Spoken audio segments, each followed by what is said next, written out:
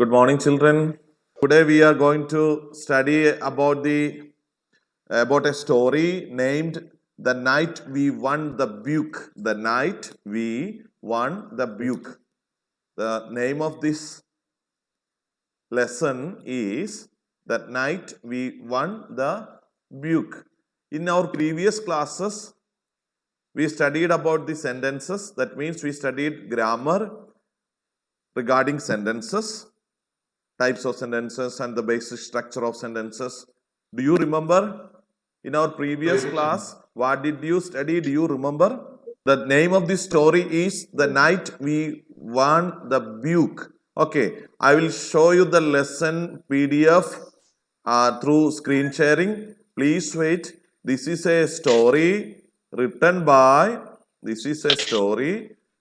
by John Griggs.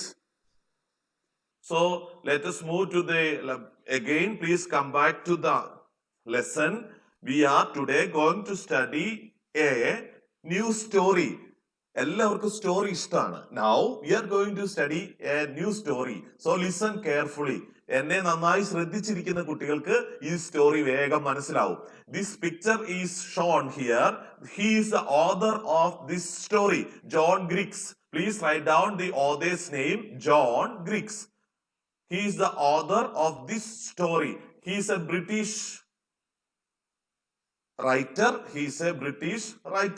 Novelist ആണ്, a famous British writer ആണ്. His name is John Griggs. No. This is 6th class, grade 6th.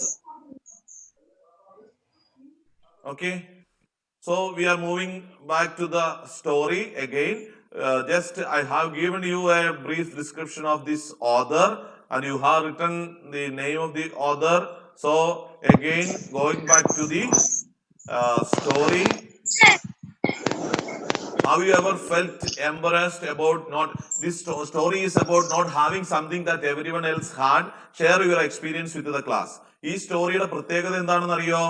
ഈ story മറ്റുള്ളവർക്ക് എല്ലാവർക്കും ഉള്ള കുറെ കാര്യങ്ങൾ നമ്മുടെ വീട്ടിൽ ഇല്ലാത്ത ഒരു കുട്ടി ആ കുട്ടിയുടെ വിഷമവും കഥയിലൂടെ പങ്കുവെക്കുക. ആ കുട്ടിയുടെ വീട്ടിൽ ഇല്ലാത്ത കുറെ കാര്യങ്ങളുണ്ട്. എന്നാൽ ആ കുട്ടി ജീവിച്ച ടൗണില് മറ്റുള്ള എല്ലാ വീട്ടിലും ഈ കാറ് ഉണ്ടായിരുന്നു. ഒരു കാറിന്റെ കഥയാണ്. It is very much interesting. So please listen. Let us read a story about the boy who was ashamed of belonging to the only family in the town that didn't own a car. What is the meaning of this sentence? This is a story of a boy. ആ കുട്ടിക്ക് എന്തിനാ ashamed ആയ, നാണമായത് എന്തിനാ, നാണക്കേട് തോന്നി എന്തിനാ? His family is the only family which doesn't own a car in that town. ആ ടൗണിൽ ഈ കുട്ടിയുടെ വീട്ടിൽ മാത്രമേ ഒരു കാർ ഇല്ലാത്തതുള്ളൂ. അതുകൊണ്ട് ഈ കുട്ടിക്ക് നാണക്കേടായി. കാർ ഇല്ലാത്തതുകൊണ്ട് നാണിക്കേണ്ട കാര്യമുണ്ടോ? ഇല്ല.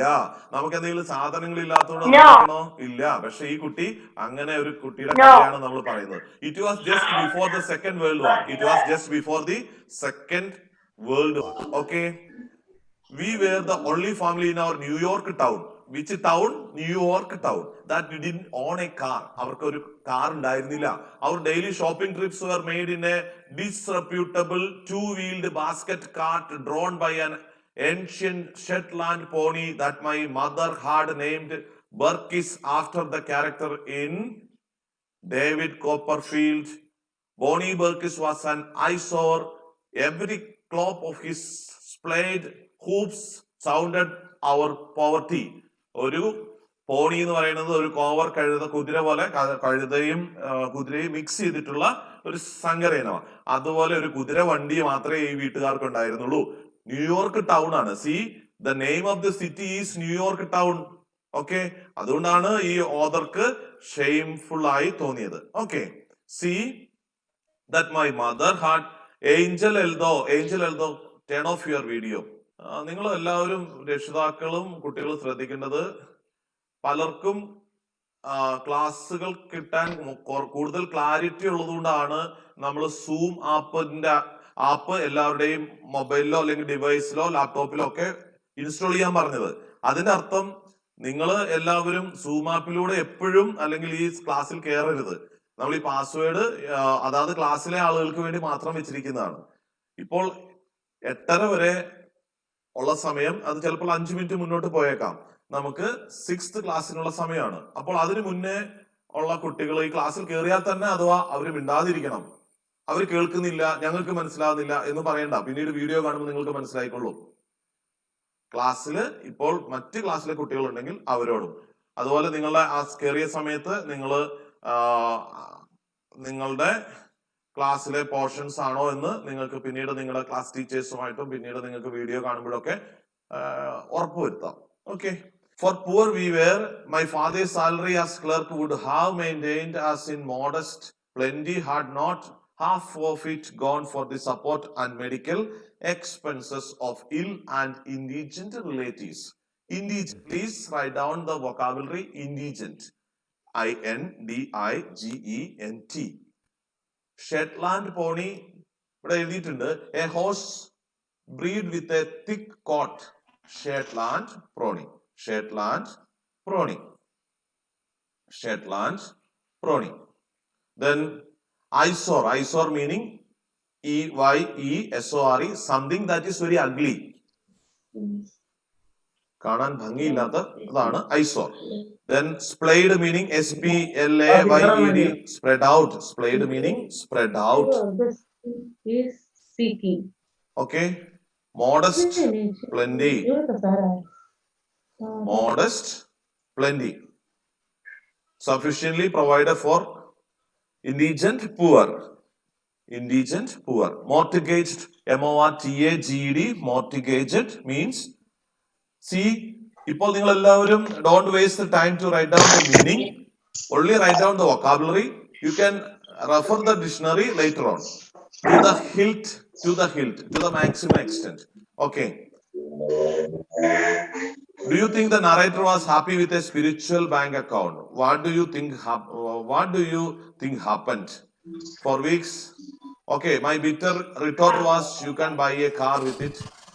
Yet she succeeded in making austerity bearable in all other aspects.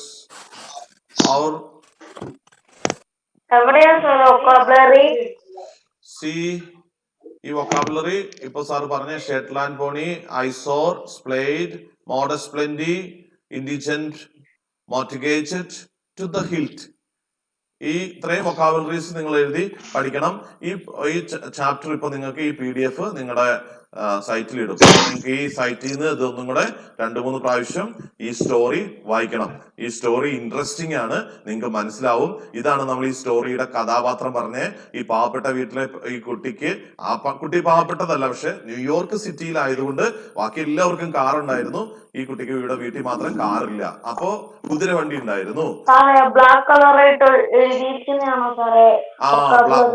Black കളറായിട്ട് എഴുതിയിരിക്കുന്ന, ഹൈലൈറ്റ് ചെയ്തിരിക്കുന്ന, ബോൾഡ് കളറിൽ കൊടുത്തിരിക്കുന്നതാണ് വൊക്കാബുലറി പഠിക്കേണ്ടത്. Moreover you have to study all the vocabulary. What all the words written in this chapter which all you don't know. അതായത് നിങ്ങൾക്ക് അറിയില്ലാത്ത words എല്ലാം vocabulary ആയിട്ട് എഴുതി പഠിക്കണം. ഇത് ഫേമസ് വൊക്കാബുലറീസ് ആണ് ഈ ചാപ്റ്ററിൽ കൊടുത്തിരിക്കുന്നത്. These are the some important vocabularies, but other words also which you don't know, you have to write down in the notebook, in the vocabulary book, and write the English meaning from a dictionary after referring a dictionary. Okay. അപ്പോൾ നമുക്ക് ഇതാണ് നമ്മൾ ഈ കഥയുടെ സാരം. Anyway, the name of this, ഇതൊരു the night we won the Buick. Buick എന്നുള്ളതാണ് ഒരു കാറാണ്. Buick എന്ന് പറഞ്ഞാൽ ഒരു കാറാണ്.